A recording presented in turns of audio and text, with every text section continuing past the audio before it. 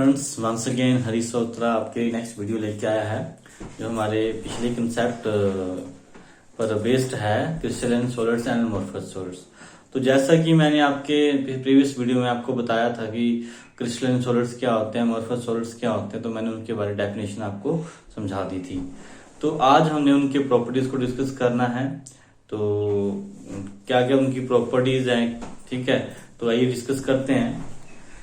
तो बात कर रहे थे अमोर्फस सॉलिड और क्रिस्टलाइन सॉलिड्स की बात कर रहे थे। तो डेफिनेशन मैंने आपको बता दी थी कि क्रिस्टलाइन सॉलिड्स में क्या होता है कि रेगुलर अरेंजमेंट ऑफ एटम्स होती है और अमोर्फस में वो नहीं होती है, ठीक है। तो मैंने आपको एग्जांपल भी दिया था इसके ऊपर कि जैसे कि आप दीवार खड़ी कर रहे हो तो उसमें आप क्या लगा रहे हो, ईंट लगा रहे हो, तो ईंट बार बार रिपीट करिए और बड़ा सा दीवार आपको बना के दे रही है। तो उसमें वो क्या है, शेप क्या हो रही है, रिपीट हो रही है बार बार, तो उसको क्या बोला जा रहा है, क्रिस्टलाइन सॉलिड्स। अमोर्फस में जैसे कि फाउंडेशन डालते हैं, नींव डालते हैं, तो उसमें छोटा मोटा पत्थर रेत भी होता है, बड़ा पत्थर भी होते हैं, छोटे भी होते हैं, तो वो अमोर्फस सॉलिड का एग्जांपल दिया था। तो आइए पहली प्रॉपर्टी जो है कि रेंज की बात करते हैं कि रेंज मतलब क्या मतलब है इस रेंज का। देखिए, क्रिस्टलाइन जो सॉलिड्स होते हैं वो लॉन्ग रेंज ऑर्डर के होते हैं। Long range order, crystalline solids की बात कर रहा हूं, लॉन्ग रेंज ऑर्डर के होते हैं। और इसका मतलब क्या है लॉन्ग रेंज ऑर्डर का मतलब, क्रिस्टलाइन सॉलिड के जो क्रिस्टल्स होते हैं वो बड़े बड़े होते हैं, काफी बड़े बड़े होते हैं। फॉर एग्जांपल मैं आपकी रॉक सॉल्ट की बात करता हूं, ठीक है। तो आपने देखा होगा कि कहीं भी आपने लेक का नाम सुना होगा, डेड सी का नाम सुना होगा, जहां पे आपके रॉक के बड़े बड़े किसके सोल्ट के चट्टाने हैं। तो उसमें वो चट्टाने इतनी बड़ी बड़ी कैसे बन गई है, उसमें जो आपके जो NaCl है वो क्या है, क्रिस्टल है, ठीक है, जिसमें उसके जो स्मॉलेस्ट क्यूब है जो आपस में जुड़ते गए हैं, आपस में जुड़ते जाएंगे। क्रिस्टल स्ट्रक्चर होता है किसका भी, सोडियम क्लोराइड का क्रिस्टल क्यूबिक स्ट्रक्चर होता है। इसमें एटम्स यूनिट सेल आपस में जुड़ते जाएंगे और बड़े बड़े क्या लैटिस बनाते जाएंगे, स्ट्रक्चर बनाते जाएंगे, ठीक है। तो उसमें क्या आएगा, उसको क्या बोलेंगे, लॉन्ग रेंज ऑर्डर बनाएंगे, क्योंकि क्रिस्टल्स क्या बनते हैं, लंबे लंबे बड़े बड़े पहाड़ वगैरह भी बन जाते हैं, हीरे इतने भी बन जाते हैं, छोटे छोटे भी बन जाते हैं। तो क्रिस्टलाइन सॉलिड क्या होते हैं, लॉन्ग रेंज ऑर्डर के होते हैं। But amorphous solid long range order के नहीं होते हैं। क्यों नहीं होते हैं?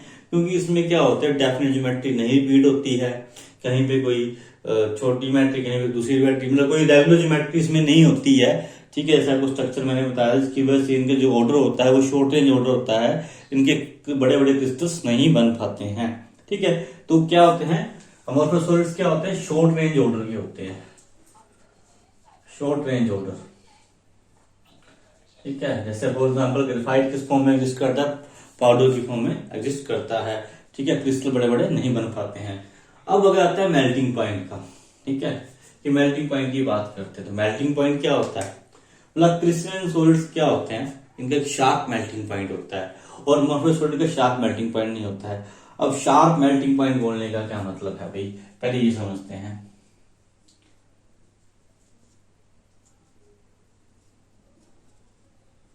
ठीक है, तो मैं एग्जांपल लेता हूं शार्प मेल्टिंग पॉइंट का, मैं डायमंड का एग्जांपल लेता हूं, ठीक है। तो डायमंड एक स्पेसिफिक टेम्परेचर के ऊपर मेल्ट करता है, ठीक है। अप्रोक्सीमेट जो होता है 3500 डिग्री सेल्सियस कुछ इतने पे ये मेल्ट करता है, डिग्री सेल्सियस इतना, मतलब हाई टेम्परेचर पे करता है, ठीक है। इतने टेम्परेचर पे जाके डायमंड क्या करेगा, आपका मेल्ट करता है।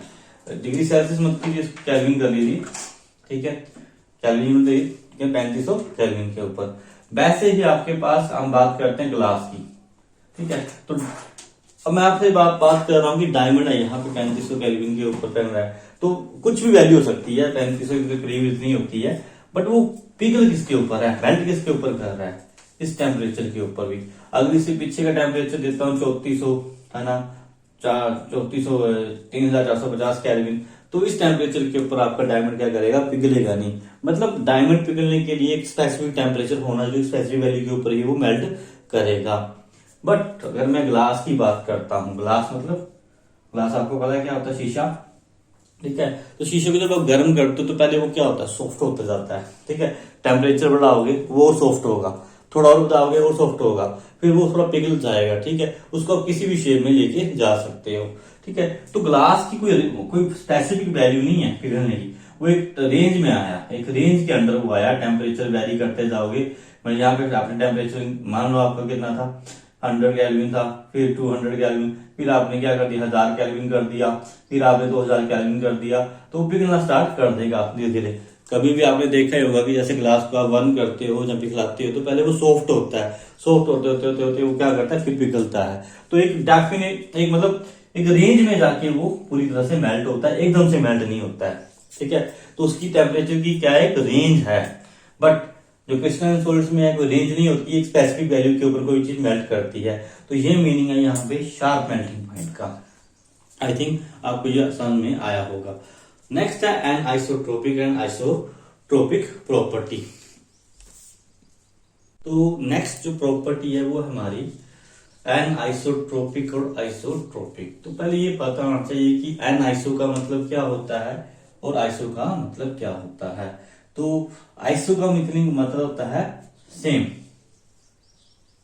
ठीक है, और एन आइसो का मतलब होता है डिफरेंट,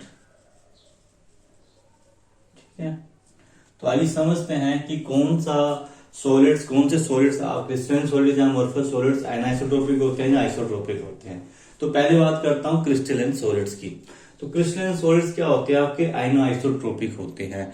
अब आइसोट्रोपिक होने का मतलब क्या है कि आप कभी भी क्रिस्टलाइन सॉलिड्स को लोगे तो उसके किसी भी डायरेक्शन में अगर आप क्या करते हो, किसी प्रॉपर्टी को मेजर करते हो, ठीक है, जैसे रिफ्रैक्टिव इंडेक्स को मेजर करते हो, ठीक है, रिफ्रैक्टिव इंडेक्स मतलब लाइट पास करवानी है क्रिस्टल में से, तो बोला जो उसकी जो वैल्यू आएगी हर डायरेक्शन में क्या आएगी, डिफरेंट डिफरेंट आएगी, ठीक है। तो आप लोगों को पता है कि रिफ्रैक्टिव इंडेक्स क्या होता है, velocity of light divided by velocity of light in medium. तो अब लाइट मान लो आ रही है, ठीक है, यहां से लाइट आई, मान लो सीधी लाइट लेता हूं मैं, लाइट आ रही है, तो वो कहां से होकर निकली, मान लो इन एटम से होकर निकली सीधी, ठीक है। तो जब यहां से लाइट ऊपर को निकली है तो इसके जो पास में जो एटम्स आए हैं वो कौन कौन से आए हैं, ये वाले एटम्स आए हैं। बट अगर लाइट ऐसे निकल जाए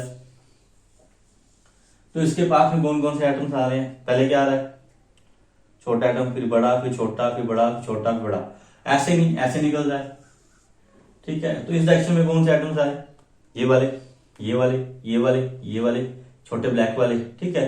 तो हर डायरेक्शन में आपके नंबर ऑफ एटम्स क्या आ रहे हैं, डिफरेंट डिफरेंट आ रहे हैं, ठीक है। तो नंबर ऑफ एटम डिफरेंट आएगी तो वेलोसिटी भी क्या करेगी, डिफरेंटली चेंज करेगी, ठीक है। यहाँ पे देखिए, यहाँ पे इस लाइन को देखिए, इस लाइन में क्या आ रहा है, कौन से एटम्स आ रहे हैं, ये आ रहे हैं, ये आ रहे हैं, ये आ रहे हैं। तो आपकी जो स्पीड्स की जो क्या होगी, वेलोसिटी होगी, वो क्या करेगी, चेंज करेगी।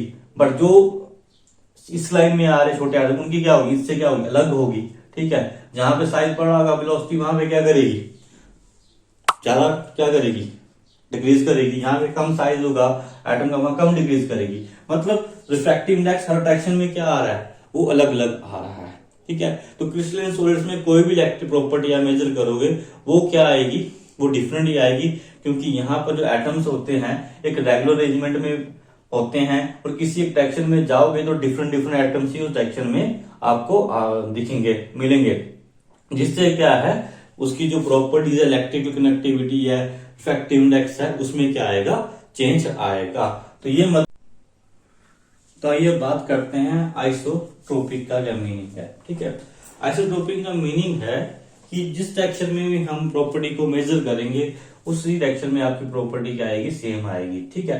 क्यों सेम आएगी, बात करते हैं। देखिए अगर आप इसमें नंबर ऑफ एटम क्या है, रेगुलर ज्योमेट्री में आपके प्रेजेंट नहीं है, कोई यहाँ पर है, कोई यहाँ पर, प्रॉपर ज्योमेट्री नहीं है अभी आपकी, ठीक है, कोई रेगुलर अरेंजमेंट इसमें है ही नहीं, ठीक है। तो आपको यहां से निकालते हो, ऐसे करके लाइन लेके जा रहे हो, ठीक है। तो एक क्या आ रहा है, एक क्या आ रहा है आपका ब्लैक। तो अभी बात करते हैं आइसोट्रोपिक की। आइसोट्रोप का मतलब जो होता है वो क्या होता है, सेम होता है। आइसो का मतलब क्या, सेम। ट्रोपिक मतलब डायरेक्शंस कि हर डायरेक्शन में आपकी जो प्रॉपर्टी है, इफेक्टिव इंडेक्स है, इलेक्ट्रिक इंडक्टेंस है, रेजिस्टेंस है, जो वो प्रॉपर्टी होगी आपकी सारी की सारी क्या आएगी, सेम आएगी। देखो इस डायरेक्शन में आप जा रहे हो तो आपके डायरेक्शन में आपके पास क्या आ रहा है, एक ब्लैक एटम आ रहा है, एक रेड भी आ रहा है, तो यहाँ पे क्या आ रहा है, रेड, ब्लैक आ रहा है, रेड आ रहा है, ठीक है। इस डायरेक्शन में जाओ, इस डायरेक्शन में भी सेम आ रहा है, इस डायरेक्शन में भी ऐसे ही हो रहा है। तो कोई भी ऐसा नहीं हो रहा है कि इसमें नंबर ऑफ एटम आगे डिफरेंट डिफरेंट आ रहा है, सेम सेम आ जा रहे हैं कि प्रॉपर डायरेक्शन में कोई मतलब अगर डिफरेंट आ भी नहीं है तो थोड़े बहुत डिफरेंट आ रहे हैं, बाकी ऑलमोस्ट हो जा रहा है बोला।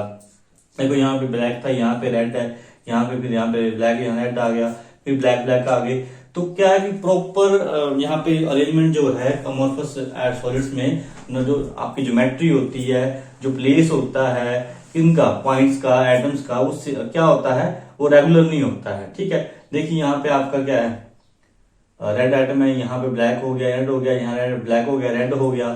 ठीक है, यहाँ पे तो प्रॉपर अरेंजमेंट ना होने के कारण इस डायरेक्शन में जाइए, देखिए इस डायरेक्शन में आपको क्या आ रहा है, एक क्या आ रहा है आपका रेड आ रहा है, दो आपके ब्लैक आ रहे हैं। मतलब एक डेफिनेट ज्योमेट्री, डेफिनेट एटम्स एक डायरेक्शन में नहीं आ रहे, जिसकी वजह से क्या हो रही है, जो प्रॉपर्टी हो रही है वो हर डायरेक्शन में ऑलमोस्ट जो आती है वो सेम ही आ जा रही है, due to the irregular arrangement of the atoms. ठीक है, इरेगुलर एंड इनडेफिनिट।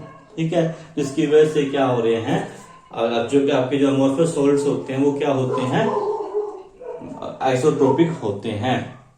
ठीक है, तो नेक्स्ट आपकी जो प्रॉपर्टी है वो है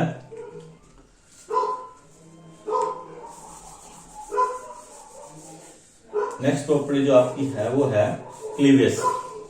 ठीक है, कि जब क्रिस्टलाइन सॉलिड्स की बात करता हूं तब क्या होता है, और जब मैं अमोर्फस सॉलिड्स की बात मैं कर रहा हूं तब क्या होता है। देखिए आप कोई सोडियम का क्या ले लीजिए, क्रिस्टल ले लीजिए, मानिए सोडियम का कोई क्रिस्टल आपने ले लिया। ठीक है, सोडियम मेटल ली, तो जब सोडियम मेटल को आप क्या करोगे, नाइफ से कट करोगे तो उसका जो प्लेन होगा, जो नेक्स्ट दूसरा प्लेन बनेगा वो बिल्कुल स्मूथ बनेगा। ठीक है, बिल्कुल स्मूथ बनेगा, बट वैसा किसमें नहीं होता, वैसा अमोर्फस में नहीं हो पाता है। ठीक है, मैं इसको नाइफ के साथ बीच में से कट करता हूँ। ठीक है, तो इसका जो नेक्स्ट सरफेस बनेगा वो क्या बनेगा, स्मूथ ही बनेगा भाई। नेक्स्ट सरफेस जो आएगा वो भी क्या आएगा, स्मूथ ही आएगा, जो उसका जो सरफेस होगा वो स्मूथ बनेगा। ऐसे नहीं होगा कि उसमें हम्प्स या ग्रुप्स होंगे भाई। अगर आप इसको कट करते हो, अमोर्फस सॉलिड्स को कट करते हो, तो उसका जो सरफेस होगा, मतलब ऐसे भी काट कर सकते हैं। ठीक है, और मान लो ये आपका क्या होता है, अमोर्फस सॉलिड, इसके सरफेस को बीच में काटता, ठीक, काटने पर क्या होता, तो इसके सरफेस में क्या होता, हम्प्स एंड ग्रुप्स बने होते, हम्प्स एंड ग्रुप्स बने होते, ऐसे करके सरफेस आपका क्या होता, मतलब ये जो सरफेस जो होता है ये वाला, उसमें किस तरह के होते हैं, ऐसे करके सरफेस आपका क्या स्मूथ नहीं होता भाई। ठीक है, कभी भी आप प्लास्टिक को कट करिए, फॉर एग्जांपल आप प्लास्टिक को कट करिए, उसका सरफेस कभी भी स्मूथ नहीं होगा। ठीक है, तो कभी आप किसी मेटल को, सोडियम मेटल को कट करोगे, उसका सरफेस क्या आएगा, पूरा का पूरा क्या आता है, स्मूथ आता है। ठीक है, तो यहाँ पे क्या प्रॉपर्टी, क्लीवेज की, कट करने पर क्रिस्टलाइन सॉलिड का सरफेस कैसा होता है और अमोर्फस का क्या स्लेब होता है। तो अमोर्फस में क्या आता है, हम्प्स एंड ग्रुप्स आते हैं, कहीं पे प्लेस क्या डाउन होता है, कहीं पे हम्प्स होते हैं, कहीं पे ग्रुप्स होते हैं। ठीक है, हम्प्स किनको बोला जाता है, हम्प्स इनको बोला जाता है। ठीक है, ग्रुप्स गड्ढे को ग्रुप्स बोला जाता है, ये जो बोलते हो लगता है। और अब क्रिस्टलाइंस में प्लेन क्या आता है, बिल्कुल स्मूथ प्लेन आता है, कहीं पे भी हम्प्स एंड ग्रुप्स नहीं होते हैं जब हम इन्हें किसी नाइफ के द्वारा काटते हैं। तो ये जो प्रॉपर्टी थी, ये थी प्रॉपर्टी किसकी, क्रिस्टलाइन सॉलिड की, अमोर्फस सॉलिड्स की। तो एग्जांपल्स क्या हैं भाई, मोस्ट एग्जांपल क्या है, तो एग्जांपल इसका है NaCl, किसका, क्रिस्टलाइन सॉलिड का एग्जांपल NaCl आ गया, KCl आ गया, जिंक सल्फाइड आ गया, ZnS आ गया। ठीक है, CaF2 आ गया। ठीक है, ये किसके एग्जांपल्स हैं, क्रिस्टलाइन सॉलिड के, कैल्शियम फ्लोराइड। ठीक है, अब अमोर्फस के ग्लास, प्लास्टिक, रबर, ETC, ये किसके example, glass, plastic, rubber, ETC किसके एग्जांपल आ जाते हैं, किसके एग्जांपल आ जाएंगे, ये अमोर्फस सॉलिड्स के एग्जांपल आ जाएंगे। तो ये बड़ा छोटा सा कंसेप्ट है, क्रिस्टलाइन सॉलिड्स क्या होते हैं, अमोर्फस सॉलिड्स के। असली जो कंसेप्ट स्टार्ट होंगे वो इससे नेक्स्ट वीडियो में स्टार्ट होंगे धीरे धीरे करके, तब आपको क्लियर होगा कि मैं क्या बोलने की कोशिश कर रहा हूँ। ठीक है, आई होप आपको थोड़ा बहुत यहाँ में समझ आएगा। नेक्स्ट वीडियो में और क्लियर करूंगा मैं। तो मेरे चैनल को क्या कीजिए, शेयर कीजिए, सब्सक्राइब कीजिए और प्लीज वीडियोस को भी देखिए। Thank you.